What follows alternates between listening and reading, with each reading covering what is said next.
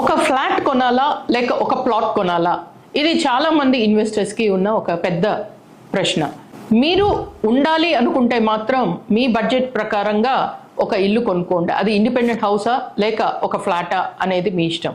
దాని తర్వాత జరుగుతున్న ఏ ఇన్వెస్ట్మెంట్ అయినా, మీరు చేయాలనుకున్న ఏ ఇన్వెస్ట్మెంట్ అయినా తప్పనిసరిగా ప్లాట్స్ మీదనే లేదా ల్యాండ్ మీదనే పెట్టమని నా రిక్వెస్ట్.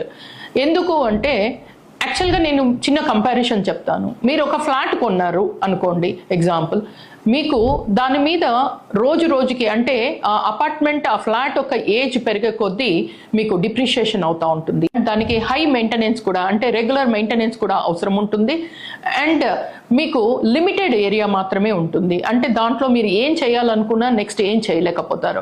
అదే ఒక ప్లాట్ మీద ఇన్వెస్ట్ చేస్తే అది మీకు అప్రిషియేషన్ డే బై డే అవుతూనే ఉంటుంది. కాక దానికి నిల్ మెయింటెనెన్స్ ఉంటుంది. అంతేకాకుండా you can do what ever you want. If you want to construct like ఎన్ని ఫ్లోర్స్ కట్టాలనుకున్నా కట్టచ్చు, లేక గార్డెన్ పెట్టుకొని మీకు ఒక విల్లా లాగా కట్టుకోవచ్చు. How ever you want you can do with good high appreciation.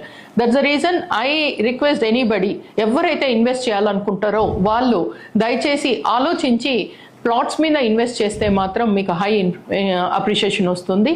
దాని గురించి బాగా ఆలోచించి నిర్ణయం తీసుకోండి. Thank you.